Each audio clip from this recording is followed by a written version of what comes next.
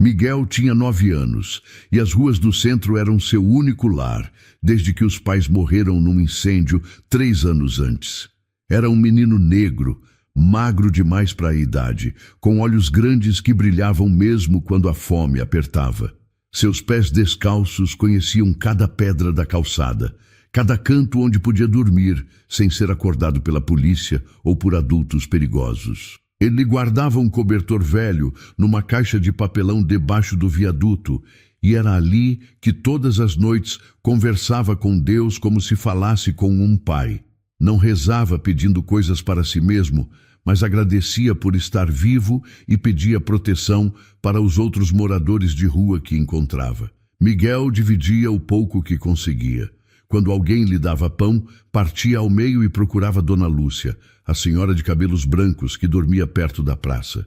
Quando ganhava uma moeda, comprava água e levava para seu Joaquim, o cadeirante que ficava na esquina.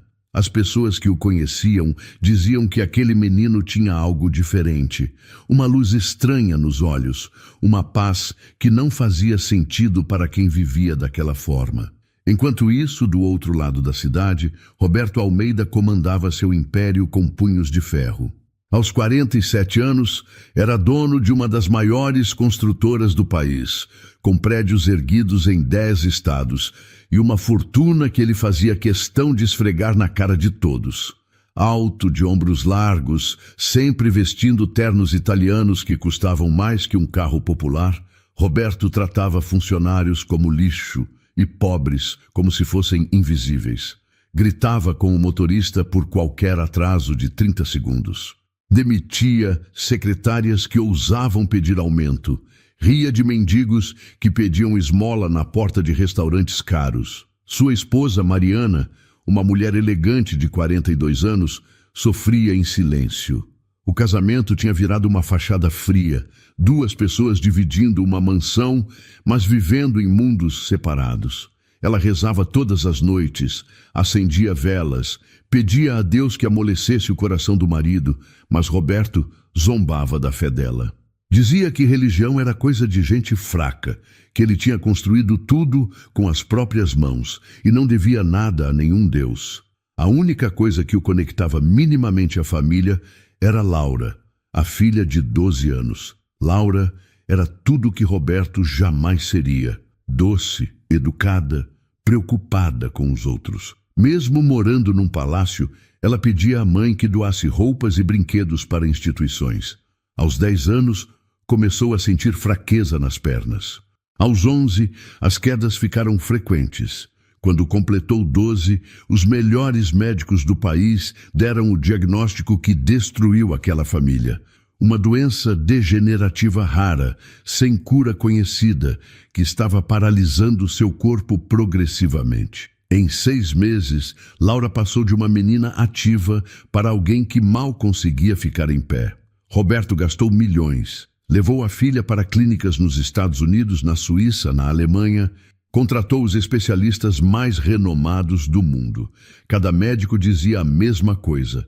Não havia tratamento. A ciência não tinha respostas. Laura estava perdendo os movimentos do corpo e era questão de tempo até que a paralisia chegasse aos músculos vitais. Roberto se recusava a aceitar, gritava com os médicos, ameaçava processá-los, exigia que encontrassem uma solução. Voltou ao Brasil derrotado, mais amargo do que nunca. Começou a beber pesado, a tratar todos com ainda mais crueldade. Foi numa dessas tardes que os caminhos se cruzaram pela primeira vez. Roberto saía de um restaurante 5 estrelas, bêbado, furioso porque um sócio tinha acabado de romper um contrato importante. Miguel estava na calçada em frente, sentado com um copinho de plástico pedindo qualquer ajuda.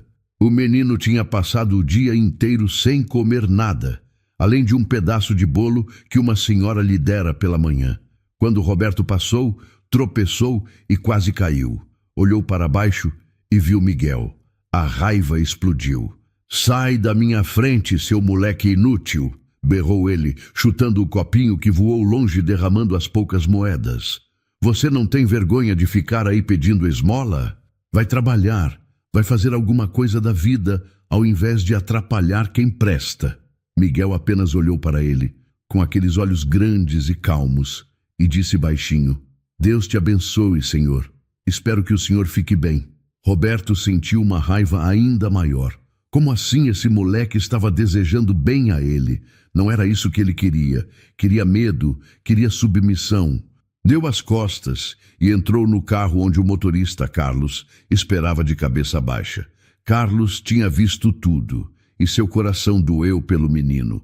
Era um homem de fé. Frequentava a igreja toda semana e sabia reconhecer bondade genuína quando via. Naquela noite, Miguel se enrolou no cobertor debaixo do viaduto e conversou com Deus como sempre fazia. Pai, hoje encontrei um homem muito triste. Ele está com raiva, com dor, eu senti. O Senhor pode cuidar dele? Eu sei que o Senhor tem um plano. Miguel não sabia explicar, mas desde pequeno sentia coisas. Quando tocava alguém doente, suas mãos esquentavam. Quando orava, parecia que uma força passava através dele. Já tinha visto seu Joaquim melhorar das dores nas costas, depois que ele colocou a mão no ombro dele e rezou. Dona Lúcia dizia que a artrite tinha sumido depois que Miguel segurou suas mãos e pediu a Deus que aliviasse o sofrimento dela. O menino não entendia direito, só sabia que Deus usava ele de alguma forma, e isso o deixava feliz. Ele nunca contava para ninguém, nunca se gabava, apenas aceitava como um presente e uma responsabilidade. Semanas se passaram. Roberto afundava cada vez mais na bebida e no desespero. Laura piorava dia após dia. Já não conseguia andar sozinha, precisava de cadeira de rodas. Mariana passava noites em claro cuidando da filha, rezando, implorando por um milagre. Roberto zombava dela. Para com essas rezas inúteis, Mariana. Se Deus existisse, minha filha não estaria assim. Deus é uma ilusão para gente fraca que não consegue encarar a realidade. A realidade é que vamos perder nossa filha e não há nada que possamos fazer. Mariana chorava, mas não desistia da fé. Laura, mesmo sofrendo, consolava a mãe. Eu sei que Deus tem um plano, mamãe. Eu sinto que algo vai acontecer. Roberto ouvia aquilo e sentia vontade de gritar, mas olhando para os olhos da filha, não conseguia. Saía de casa e ia para bares, voltava de madrugada cambaleando. Foi numa dessas noites de bebedeira que Roberto parou num bar popular, algo que jamais faria sóbrio. Estava bêbado demais para ligar para onde estava. Começou a falar alto, chamar atenção. Qualquer um que salvar minha filha, eu faço meu herdeiro. Dou metade da minha fortuna. Construo um hospital com o nome da pessoa, mas ninguém consegue. Porque não existe Deus, não existe milagre, não existe nada além do acaso cruel. As pessoas no bar olhavam constrangidas. Alguns riam, outros sentiam pena. Um homem gravou com o celular e postou nas redes sociais. O vídeo viralizou. Empresário bilionário promete herança para quem curar filha doente. Milhões de visualizações, comentários debochados, memes. Roberto acordou no dia seguinte sem lembrar de nada, mas a assessoria de imprensa já estava em pânico tentando controlar os danos. Naquela mesma semana, Miguel teve um sonho diferente. Ele via uma menina numa cama grande, cercada de máquinas, chorando baixinho. Via um homem de terno gritando, uma mulher rezando, e ouvia uma voz clara como nunca tinha ouvido antes. Vai até ela, Miguel. Eu vou usar você para mostrar meu poder. Não tenha medo. Quando acordou de manhã cedo, debaixo do viaduto, Miguel sabia o que precisava fazer. Levantou, dobrou o cobertor, escondeu na caixa de papelão e começou a caminhar. Não sabia exatamente para onde ir, mas sentia que Deus estava guiando seus passos. Andou por horas, atravessou bairros que nunca tinha visto, até chegar num bairro nobre cheio de mansões enormes. Ele se sentia pequeno ali, mas não com medo. Tinha paz. Parou em frente a um portão gigantesco de ferro. Guardas de segurança olharam para ele com desprezo. Sai daqui, moleque. Isso aqui não é lugar para você. Miguel falou mansinho: eu preciso ver a menina que está doente. Deus mandou eu vir. Os guardas riram. Tá maluco, é? Vai embora antes que a gente chame a polícia. Carlos, o motorista, estava saindo naquele momento com o carro. Viu a cena e algo tocou seu coração. Ele tinha visto aquele menino antes. Era o mesmo que Roberto tinha humilhado semanas atrás. Parou o carro, desceu e falou firme com os guardas. Deixa o menino entrar. Eu levo ele até a casa. Os guardas protestaram, mas Carlos insistiu. Eu assumo a responsabilidade. Miguel entrou no carro e durante o trajeto curto até a mansão, Carlos perguntou: como você sabe da menina doente? Miguel respondeu com simplicidade: Deus me mostrou num sonho. Ele quer que eu ajude. Carlos sentiu arrepios. Era um homem de fé profunda e reconhecia quando estava diante de algo maior. Chegaram à mansão. Roberto estava no escritório, afundado em bebida e papéis de processos judiciais contra médicos que ele acusava de incompetência. Quando Carlos entrou com Miguel, Roberto explodiu. Que diabos é isso, Carlos? Trouxe um moleque de rua para dentro da minha casa? Você perdeu o juízo? Antes que Carlos pudesse responder, Laura apareceu na cadeira de rodas, empurrada por uma enfermeira. Ela viu Miguel e sorriu. Um sorriso fraco, mas genuíno. Papai, deixa ele ficar, por favor. Algo me diz que ele pode me ajudar. Roberto olhou para a filha, para o menino sujo de rua, e quis expulsar os dois, mas não conseguiu negar nada para Laura. Ela tinha tão pouco tempo, tão pouca alegria. 5 minutos, rosnou ele. 5 minutos e esse moleque sai daqui. Miguel se aproximou devagar. Laura estendeu a mão trêmula e ele segurou com cuidado. As mãos do menino começaram a esquentar como sempre acontecia. Ele fechou os olhos e começou a falar baixinho. Pai, eu sei que o Senhor ama essa menina. Eu sei que o Senhor quer que ela fique boa. Usa as minhas mãos, usa a minha voz, mostra teu poder. Cura ela, Pai. Mostra para todo mundo que o Senhor é real e que o Senhor ama a gente. O silêncio tomou conta do cômodo. Roberto estava prestes a interromper, mas Mariana apareceu na porta e fez um gesto para que ele esperasse. Lágrimas escorriam pelo rosto dela. Carlos tinha as mãos juntas, rezando baixinho. A enfermeira observava com incredulidade. Miguel continuou orando, palavras simples de uma criança falando com seu pai. Passou 1 minuto, 2, 3. De repente, Laura soltou um grito. Meus dedos, mamãe. Eu tô sentindo meus dedos.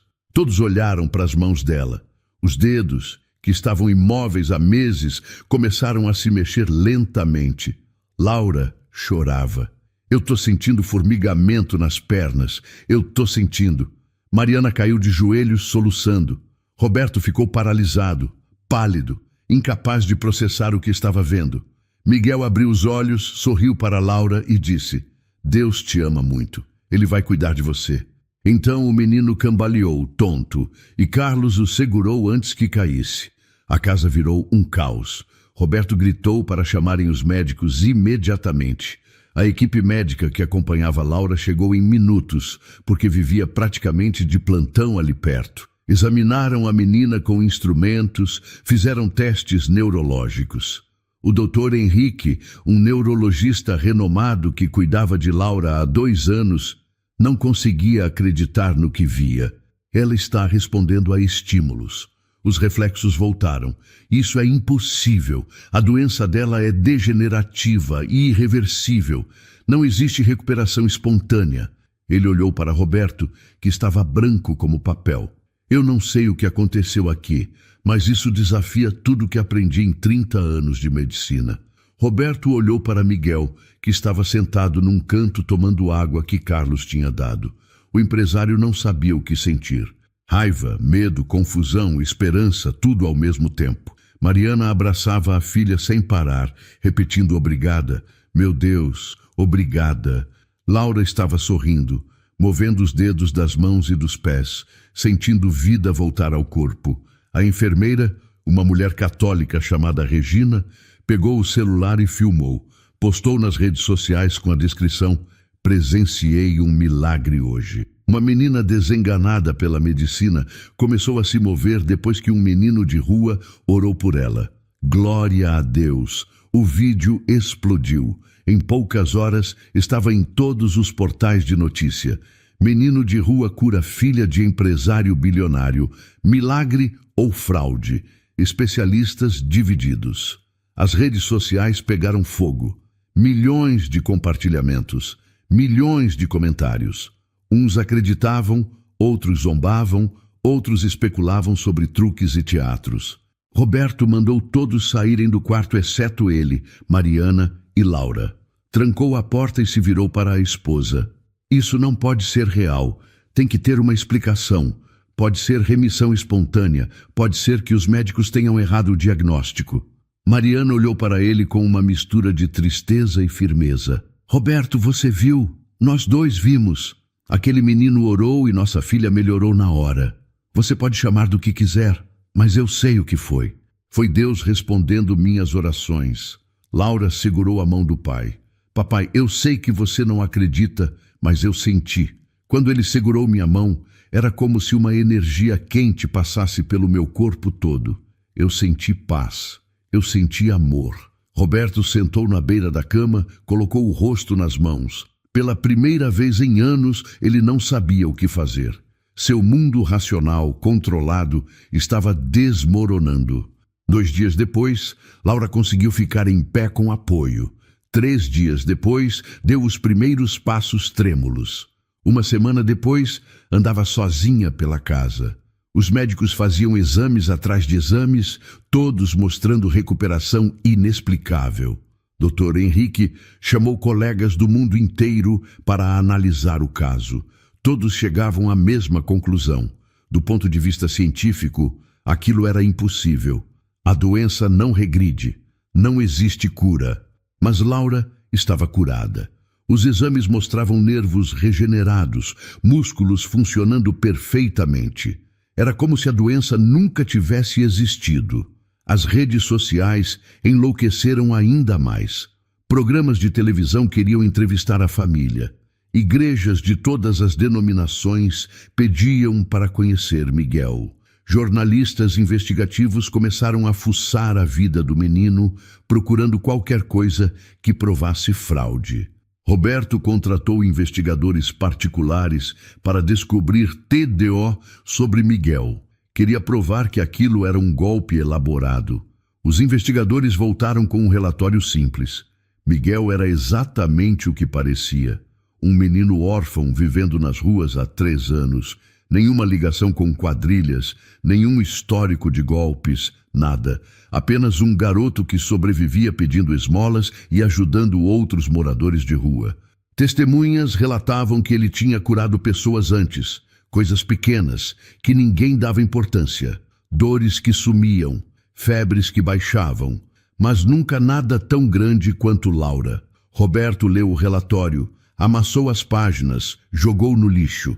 Ele queria uma explicação racional e não estava conseguindo. Enquanto isso, Miguel tinha voltado para as ruas. Não pediu nada da família, não quis ficar na mansão. Simplesmente agradeceu a Deus por usar ele e voltou para debaixo do viaduto com seu cobertor. Carlos foi atrás dele alguns dias depois, levando comida e roupas novas. Encontrou o menino dividindo pão com Dona Lúcia. Miguel, por que você não ficou na casa da família? Eles podiam ter te dado um lugar para morar, comida, escola. Miguel sorriu. Meu lugar é aqui, seu Carlos. Deus me pôs aqui por algum motivo. Quando ele quiser me tirar, vai mostrar o caminho. Carlos sentou no chão ao lado dele. Você é especial, menino. Você tem um dom que eu nunca vi em ninguém. Miguel balançou a cabeça. Não sou eu, seu Carlos. É Deus. Eu só empresto as mãos. Mas a paz de Miguel não duraria muito. Jorge Almeida, irmão mais novo de Roberto, viu na recuperação de Laura uma ameaça. Ele sempre esperou herdar a empresa quando Roberto morresse, porque Roberto não tinha filhos homens e sempre desprezou a ideia de Laura assumir os negócios por ser mulher. Mas agora, Laura estava saudável e Roberto tinha feito aquela promessa bêbada sobre herança. Se aquele moleque de rua realmente tinha curado Laura, e se Roberto cumprisse a promessa de fazer dele herdeiro, Jorge perderia bilhões. Ele não podia permitir. Começou a conspirar, plantar notícias falsas, contratar jornalistas para desacreditar Miguel. Uma grande rede de televisão fez uma reportagem especial sugerindo que tudo era uma jogada publicitária de Roberto para desviar a atenção de escândalos de corrupção em sua empresa. Outra reportagem insinuava que Miguel era parte de uma seita religiosa, usando a família para ganhar dinheiro e influência. A pressão aumentava de todos os lados. Roberto recebia ligações de advogados, de religiosos, de céticos. Alguns o chamavam de louco por dar crédito a superstições. Outros o acusavam de explorar a fé alheia. Jorge apareceu na mansão com uma equipe de médicos psiquiatras. Roberto, você precisa de ajuda. Você está em negação sobre a doença da Laura. Isso que você chama de cura pode ser apenas uma melhora temporária. E esse menino pode estar manipulando você. Eu já consultei advogados. Podemos entrar com uma ação para te internar e assumir a gestão da empresa temporariamente, até você se recuperar desse surto. Roberto olhou para o irmão com ódio. Você tá com medo de perder a herança, Jorge. Admite. Laura está curada. Os exames não mentem. Jorge deu de ombros. Então, você vai mesmo cumprir aquela promessa ridícula que fez bêbado? Vai fazer um moleque de rua seu herdeiro? Vai destruir nossa família por causa de uma superstição? Roberto não respondeu. A verdade é que ele não sabia o que fazer. Parte dele queria ignorar tudo e voltar à vida de antes. Outra parte sabia que algo inexplicável tinha acontecido. Laura estava curada. Isso era inegável. Mariana pressionava para que eles encontrassem Miguel novamente, agradecessem properly, oferecessem ajuda. Laura também implorava. Papai, aquele menino salvou minha vida. A gente não pode esquecer dele. Ele está na rua com fome, com frio. A gente tem que fazer alguma coisa. Roberto resmungava que já tinha mandado Carlos levar comida e roupas, que já era mais do que suficiente. Mas Laura insistia. Não é suficiente, papai. Ele merece uma família. Ele merece um lar. Foi quando a situação piorou de vez. Um conselho tutelar, acionado por denúncia anônima que provavelmente veio de Jorge, foi até o viaduto e recolheu Miguel. Disseram que uma criança não podia viver nas ruas, que ele seria levado para um abrigo. Miguel não resistiu. Foi tranquilo, confiando que Deus tinha um propósito. Mas o abrigo era superlotado, com crianças traumatizadas, adolescentes violentos, funcionários sobrecarregados. Miguel ficou assustado pela primeira vez. Ali não conseguia ajudar ninguém, porque todos estavam feridos demais, raivosos demais. Ele rezava à noite na cama de ferro dura, pedindo força. Quando Laura soube, ficou desesperada. Papai, a gente precisa tirar ele de lá. A gente precisa adotar ele. Roberto recuou. Adotar? Laura, você tá louca? A gente nem conhece direito esse menino. E imagine o escândalo. A imprensa vai ter um prato cheio. Mariana, porém, estava decidida. Roberto, você fez uma promessa. Bêbado ou não, você prometeu. E mais importante, esse menino salvou nossa filha. Ele deu nossa família de volta. Como você pode pensar em abandonar ele? Roberto explodiu. Eu não prometi adotar ninguém. Eu disse que dava herança, dinheiro, sei lá. Posso colocar ele numa escola cara, dar mesada, mas adoção é outra história. Mariana olhou para ele com decepção. Às vezes eu não reconheço o homem com quem me casei. Aquele menino precisa de uma família, não de esmola. Laura começou a chorar. Se vocês não vão adotar, então eu vou.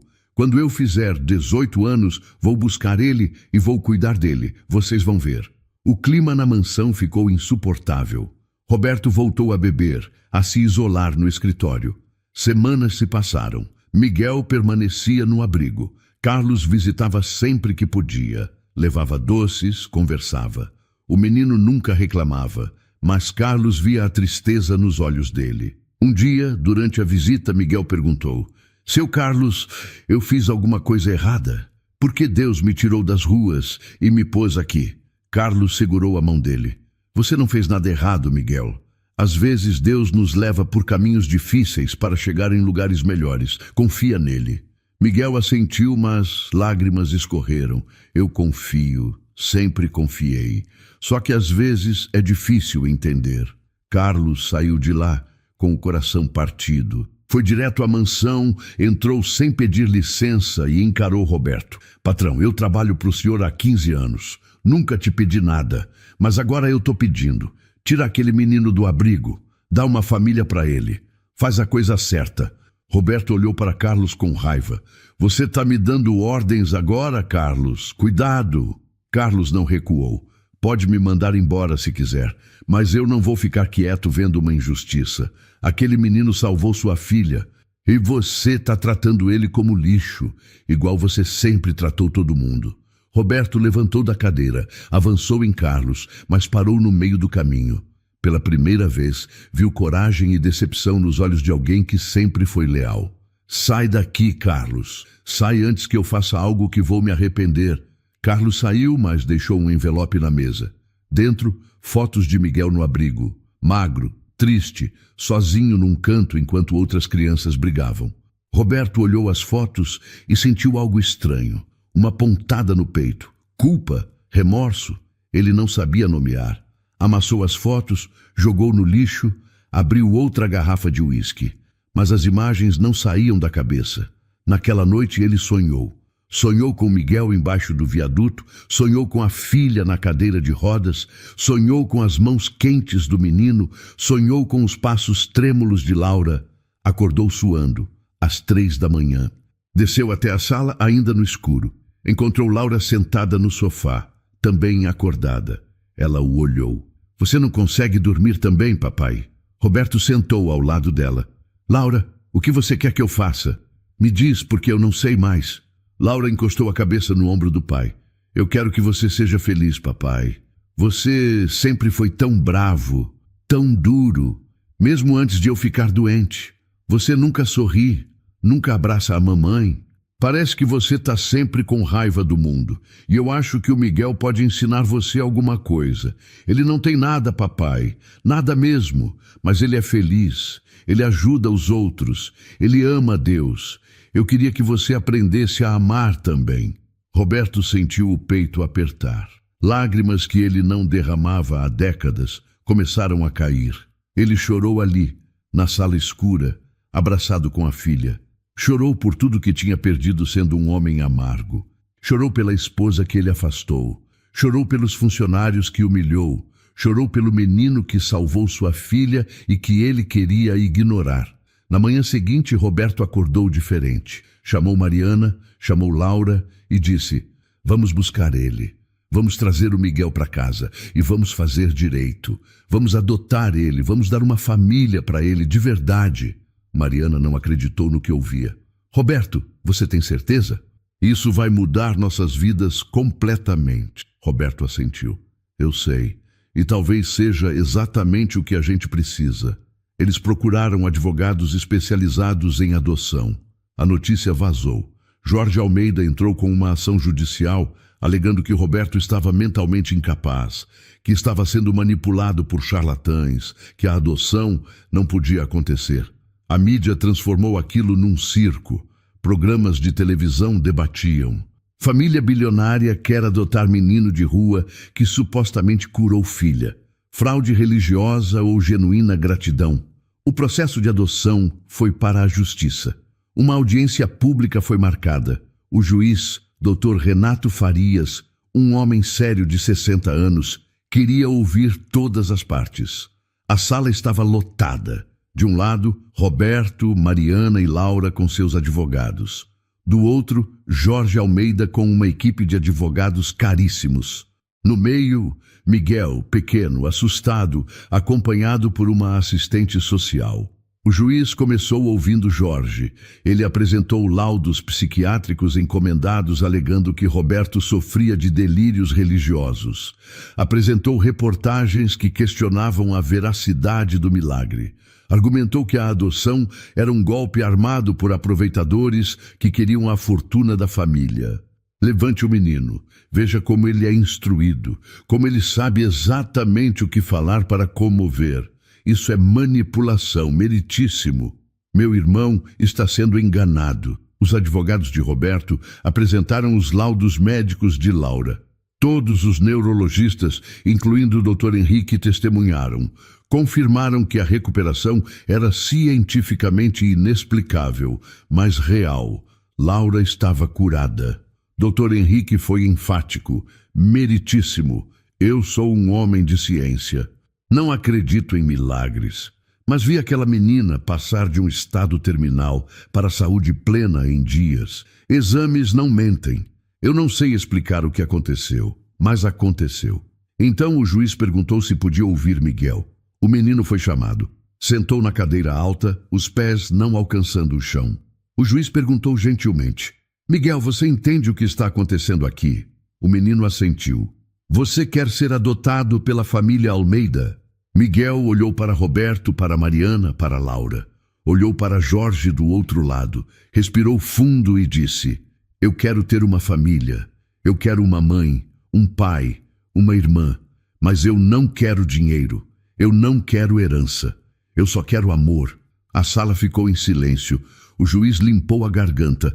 E você acha que eles vão te dar amor? Miguel olhou para Laura. Ela me deu um sorriso quando estava doente. Ela foi gentil comigo quando ninguém era.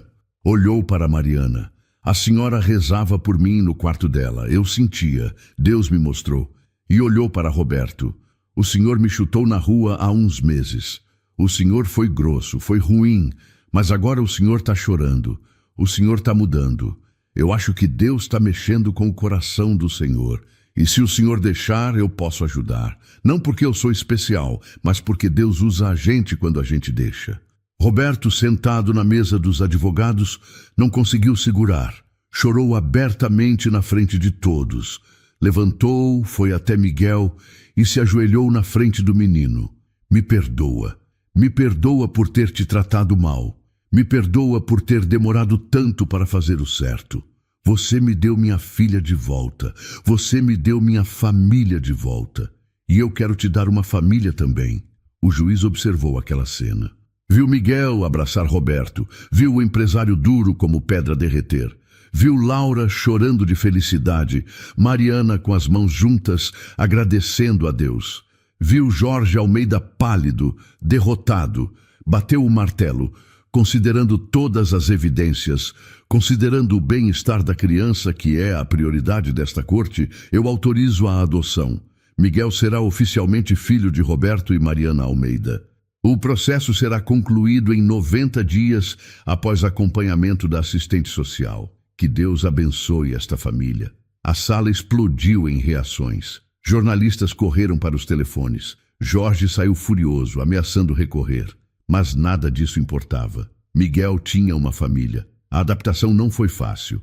Miguel não sabia usar talheres direito, não sabia tomar banho em banheira, estranhava ter quarto próprio.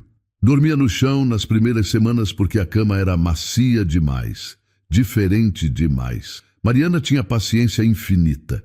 Sentava com ele, ensinava devagar, nunca forçava. Roberto tentava, mas era desajeitado. Não sabia ser pai de verdade, nunca tinha aprendido. Tentava comprar afeto com brinquedos caros que Miguel não sabia usar ou não queria. Laura era quem mais ajudava. Ela e Miguel viraram melhores amigos. Ela ensinava ele a ler melhor, a escrever. Ele ensinava ela a rezar do jeito simples dele, a ver Deus nas pequenas coisas. Roberto observava de longe, aprendendo. Aos poucos, a casa mudou. Roberto parou de beber. Começou a tratar funcionários com respeito. Carlos foi promovido a gerente de operações com um aumento enorme. Regina, a enfermeira que tinha filmado o milagre, foi contratada para cuidar da saúde da família e recebeu um salário digno. Roberto começou a ir à igreja aos domingos, algo que nunca tinha feito. Não entendia tudo, não fingia que virou santo, mas estava tentando. Miguel nunca perdeu a humildade. Pedia para visitar seus amigos de rua. Roberto e Mariana iam junto. Levavam comida, cobertores, remédios. Roberto começou a ver rostos onde antes via apenas incômodo. Dona Lúcia ganhou um apartamento pequeno.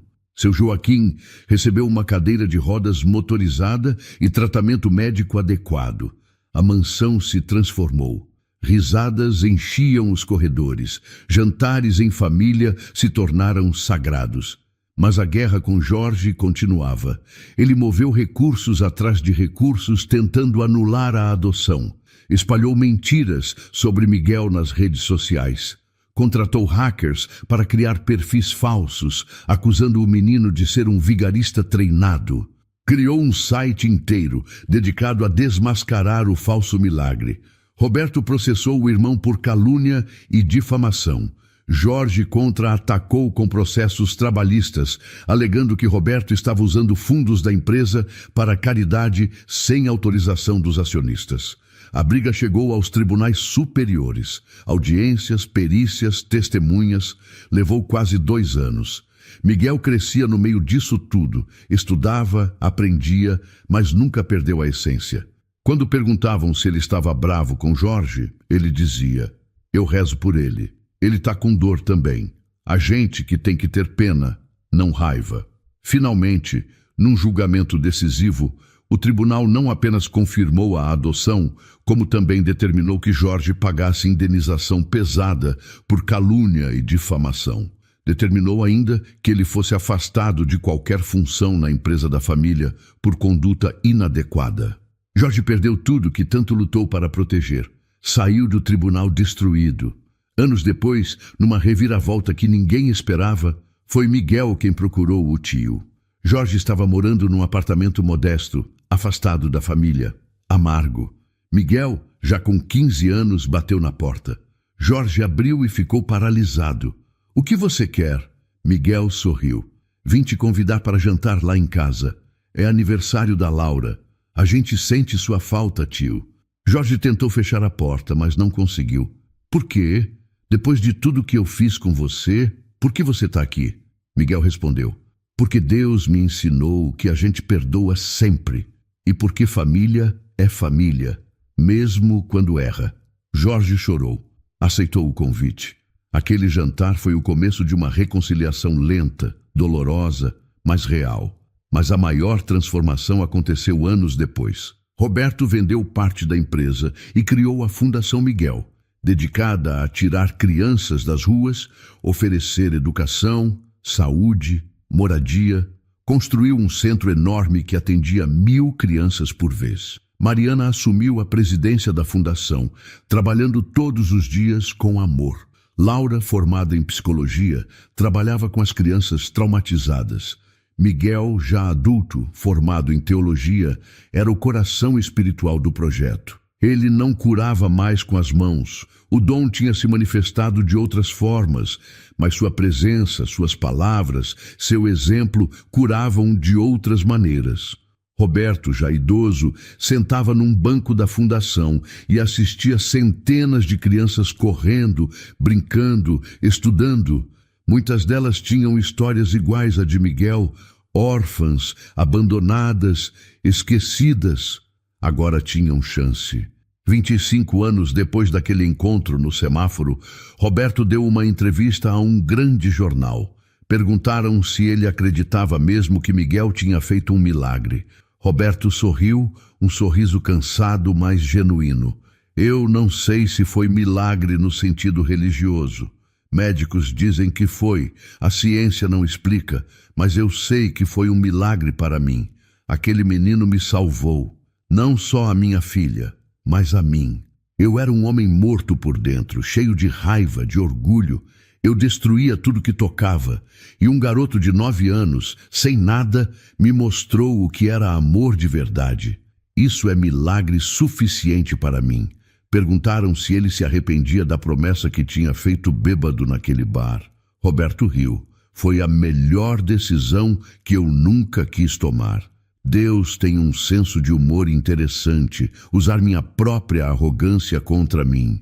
Miguel casou aos 28 anos com Sofia, uma moça que conheceu na fundação.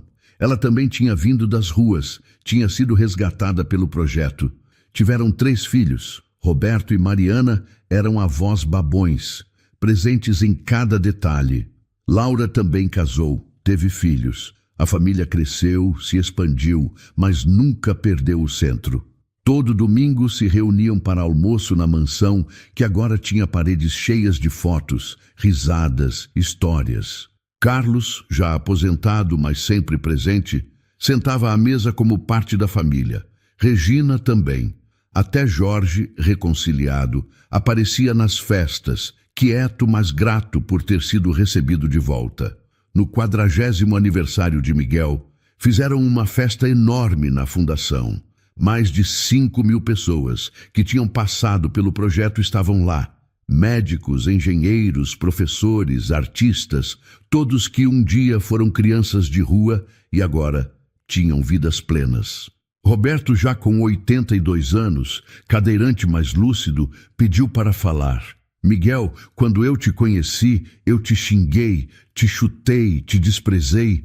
Eu era tudo que um homem não deveria ser. Você podia ter me amaldiçoado, podia ter me ignorado, mas você me abençoou. Você orou por mim quando eu não merecia, e Deus usou você para me transformar. Hoje, olhando para trás, eu vejo que não fui eu quem te salvou adotando você. Foi você quem me salvou aceitando ser meu filho. Obrigado por me ensinar a amar. A sala toda chorou. Miguel abraçou o pai, aquele homem que tinha sido tão duro e que se tornara tão doce. Roberto faleceu 2 anos depois, dormindo em paz, cercado pela família. No testamento dividiu tudo igualmente entre Laura e Miguel, mas também deixou instruções para que a maior parte fosse destinada à fundação, garantindo que ela funcionasse para sempre. O enterro foi imenso. Milhares de pessoas prestaram homenagem. Jornais que antes o chamavam de cruel empresário, agora escreviam sobre sua transformação, sobre o legado de amor que deixou. Miguel discursou no enterro. Falou sobre segundas chances, sobre como Deus pode mudar corações, sobre como seu pai tinha sido o maior exemplo de que ninguém está perdido demais para recomeçar. Meu pai não foi perfeito. Ele errou muito. Mas quando Deus tocou o coração dele, ele deixou e virou um homem novo. Essa é a maior prova de milagre que eu posso dar.